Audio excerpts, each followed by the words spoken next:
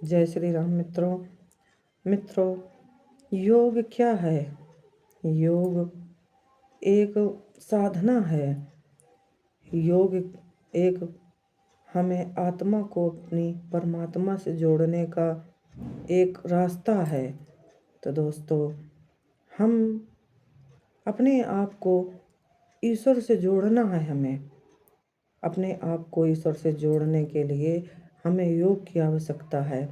हम सबको योग करना चाहिए दोस्तों। और योग करके हम उस ईश्वर को प्राप्त कर लें, बस यही हमारी प्राथमिकता होनी चाहिए। और योग हमें ये नहीं कहता कि आप एकांत में जाइए, आप कहीं अपना सब कुछ छोड़कर आप जंगल में चले जाएं। ये नहीं कहता योग। आपको अपने घर पे अपने गृहस्थी को चलाते हुए फिर योग करना है। योग ये नहीं कहता कि आप अपनी जिम्मेदारियों से पीछे हट जाइए, सब कुछ छोड़ दीजिए, घर बार छोड़ दीजिए और आप योग करने निकल जाओ। नहीं दोस्तों, अपनी जिम्मेदारियों को पूरा करते हुए हमें अपने रोज के कार्य करते हुए और फिर योग करके अपने ईश्वर को प्राप्त करना है। बस यही हमारा उद्देश्य होना चाहिए। तो दोस्तों, योग करने के लिए हमें समय निकालना है। अपने घर में ही कुछ समय के लिए एकांत में रहना है और अपने आप को योग शुरू करना है। दोस्तों, योग से हमें बहुत सारे लाभ मिलते हैं। योग कई प्रकार से किया जाता है और मैं आपको ये जो अपनी सांसों के द्वारा मैंने बताया ना कि जिसे प्राणायाम भी कहते हैं, जब आप सुबह प्राणायाम करते हैं, ये वही प्राणायाम है। यहाँ आपको निरंतर करना है। वो प्राणायाम 10-5 मिनट के लिए लोग करते हैं, उससे ऑक्सीजन लेवल अपने शरीर का बढ़ता है। और जब हमारे शरीर में ऑक्सीजन लेवल अच्छा होता है, ज़्यादा होता है, तो दोस्तों हमारा शरीर स्वस्थ रहता है। तो दोस्तों, ये प्राणायाम हमें निरंतर करना है। और जब हम निरंतर ये प्राणायाम करेंगे, ये अपनी सांसों को सीमित करेंगे, 16 अंगुल से उनको कम करने की कोशिश करेंगे, तो दोस्तों हमें बहुत सारे लाभ प्राप्त होते हैं। तो दोस्तों, अब मैं आगे आपको धीरे धीरे बताऊंगी। शॉर्ट वीडियो में बता पाना सब मुश्किल होता है, तो दोस्तों अब मैं लॉन्ग वीडियो बनाऊंगी। हाँ, मुझे कभी कभी समय नहीं मिल पाता, जिस समय मैं वीडियो लेट बना पाती हूँ। तो दोस्तों, अब हमें योग की तरफ बढ़ना है और अपनी सांसों की सीमा को कम करना है।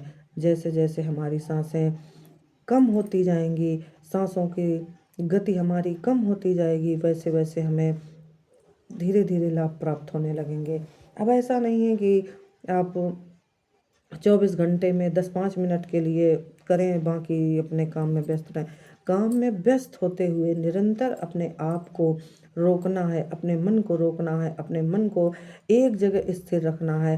वो आप आज्ञा चक्र पर स्थित कर सकते हैं, कंठ पर स्थित कर सकते हैं, अपनी नाभि पर स्थित कर सकते हैं, या भी आप कोई भी अपने इष्ट देव जिनको भी आप मानते हैं, तो अपने इष्ट देव के नाम पर भी आप केंद्रित कर सकते हैं।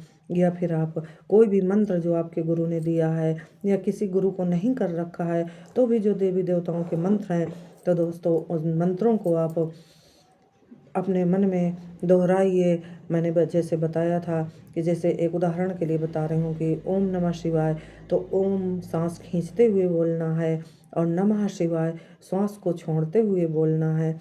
इस तरह से आप अभ्यास कीजिए। या फिर एक अभ्यास आप ये भी मैंने बताया था पिछले वीडियो में कि अहम ब्रह्मास्मि, आपको निरंतर अहम ब्रह्मास्मि का जाप करना है। अहम ब्रह्मास्मि जब आप जपने लगते हैं, यहाँ पर आपको अहंकार नहीं लाना है कि आप अहंकार में सोचें कि नहीं मैं ब्रह्मा हो गया। नहीं, आप ब्रह्मा नहीं हो। जब आप निरंतर इसी प्रकार से अहम ब्रह्मास्मि बोलते हैं, तो धीरे धीरे आपके अंदर वो ब्रह्म वाले गुण उत्पन्न होने लगते हैं दोस्तों। तो इस तरह से हमें योग करना है। यह एक दूसरी विधि और भी है, जहाँ आप ये बोल सकते हैं। दूसरा मंत्र है सोहम हंसा। इस मंत्र को सोहम आप सांस लेते हुए बोल सकते हैं, हंसा आप सांस छोड़ते हुए बोल सकते हैं। तो इस तरह से आप किसी भी एक चीज़ में अपने मन को केंद्रित करिए। और जब आप अपने मन को केंद्रित कर लेते हैं, मन को एकाग्र कर लेते हैं, आपकी सांसें निरंतर किसी मंत्र, किसी एक इष्ट नाम पर चलने लगती हैं। आपकी सांस की गति जो मैंने बताया सीमा है, वो 16 अंगुल होती है 1 मिनट में, उसको आप धीरे धीरे कम करने लगते हैं। 15, 14, 13, 12 इस तरह से धीरे धीरे आपको कम लाना है, कम करना है। और जब ये आपकी सांस की गति धीरे धीरे कम होने लगती है, आप गहरी सांसें लेने लगते हैं, तो पहली बात तो आपके अंदर ऑक्सीजन का लेवल अपने आप सही रहेगा। और इस तरह से आप कम करने लगते हैं, आपको अनेक प्रकार के लाभ होने लगते हैं। उन लाभों में मैं आपको कुछ बताना चाहूँगी। इसके पहले मैं आपको इस प्रक्रिया को करने के दौरान जब शरीर में ज़्यादा मात्रा में ऑक्सीजन हो जाती है, तो दोस्तों उस समय आपको कभी कभी चक्कर भी आ सकता है, क्योंकि बहुत सारे लोग ऐसे हैं जो कभी नहीं किए हैं और एक साथ ज़्यादा मात्रा में योग करने लगेंगे तो कुछ परेशानियां आती हैं। तो दोस्तों मैं आपको ये बताना चाहती हूँ कि जब आप निरंतर गहरी सांसें लेने लगें तो ये प्रक्रिया धीरे धीरे करनी है। अगर आप लगातार जल्दी जल्दी गहरी सांसें लेंगे, आपके अंदर आपने आधा 1 घंटा कर लिया तो ऑक्सीजन लेवल बढ़ सकता है। तो अगर ज़रा भी कहीं से भी आपको एहसास हो कि इस समय चक्कर आ रहा है, आप थोड़ी देर के लिए रोक दें और फिर अपने शरीर को सामान्य अवस्था में आने दें। तो दोस्तों इस तरह से आप निरंतर करिए, निरंतर करिए। बीच में दिक्कत समझ में आए तो थोड़ा सा बंद कीजिए, उसके बाद फिर निरंतर करिए। और इस तरह से करते करते हमारा शरीर जो है वो योग करने का अभ्यस्त बन जाता है। दोस्तों शुरू में कोई भी कार्य आप करेंगे तो परेशानी समझ में आती है, लेकिन जब आप निरंतर वही कार्य करेंगे धीरे धीरे आपको उसका लाभ मिलने लगता है। तो दोस्तों अब मैं आपको बताना चाहती हूँ कि योग से हमें बहुत सारे लाभ प्राप्त होते हैं। सबसे पहले तो अपने मन को शांति मिलती है, वो शांति, वो आनंद जो आपको इस संसार में कहीं नहीं मिलेगा दोस्तों। वो शांति, असीम आनंद मिलता है दोस्तों। और मुझे तो इस संसार में ऐसा कुछ, क्योंकि शायद मुझे ज़्यादा दिन हो गए योग करते हुए, तो इस संसार में मुझे ऐसा कुछ भी नहीं मिला कि जिसको मैं सोचूं कि नहीं ये सुख भोगने के लिए मुझे अभी संसार में दोबारा फिर आना चाहिए। नहीं दोस्तों, मुझे तो इस संसार में ऐसा कुछ नहीं मिला। हाँ, मैं यही चाहूँगी आप लोगों से भी, सभी से यही चाहूँगी कि इस संसार में रहते हुए, संसार में अपने आप को रखते हुए हमें कोशिश यही करनी चाहिए कि ये जो जन्म हमें मनुष्य का मिला है तो बहुत मुश्किल से मिलता है, तो कोशिश होनी चाहिए कि इसी जन्म में हमें ईश्वर की प्राप्ति हो जाए। दोस्तों ईश्वर को प्राप्त करने के लिए ही हमें योग करना है। तो दोस्तों जब आप योग करते हैं बहुत सारे लाभ आपको प्राप्त होते हैं। ये जो अष्ट सिद्धियां हैं, 9 निधियां हैं, ये जब आपका लेवल 3-4 पर आ जाता है, ये सारे आपको सिद्धियां प्राप्त हो जाती हैं। लेकिन हाँ, इसके लिए बहुत मेहनत करनी पड़ती है, अपने आप से हर वक्त लड़ना पड़ता है, क्योंकि ये मन 2 राहों पर चलता है, एक तरफ नेगेटिव होता है, एक तरफ पॉजिटिव होता है।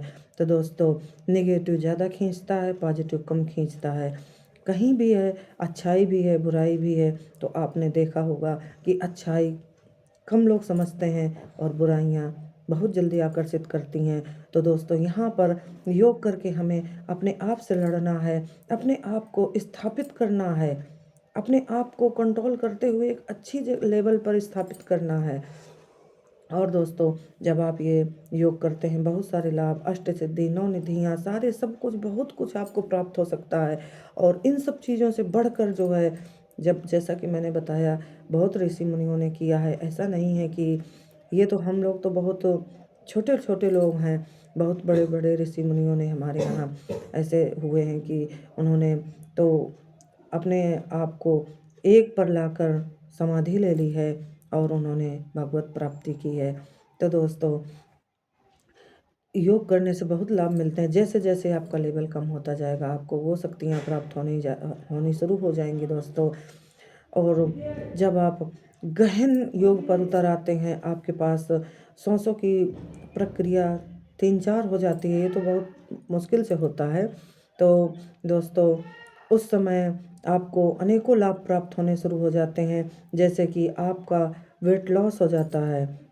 वेट लॉस का मतलब आप समझ रहे हैं? वेट लॉस की मतलब अपने शरीर का जो भार होता है, वो जो अपने शरीर का भार है, वो आपका भार आपको अपने आप वेट लॉस महसूस करेंगे। ऐसा लगेगा कि जैसे आपके शरीर में कोई भार नहीं है, क्योंकि वो शक्ति आपके ऊपर आ जाती है। इतनी शक्तियाँ आपको मिल जाती हैं दोस्तों कि वेट लॉस हो जाता है।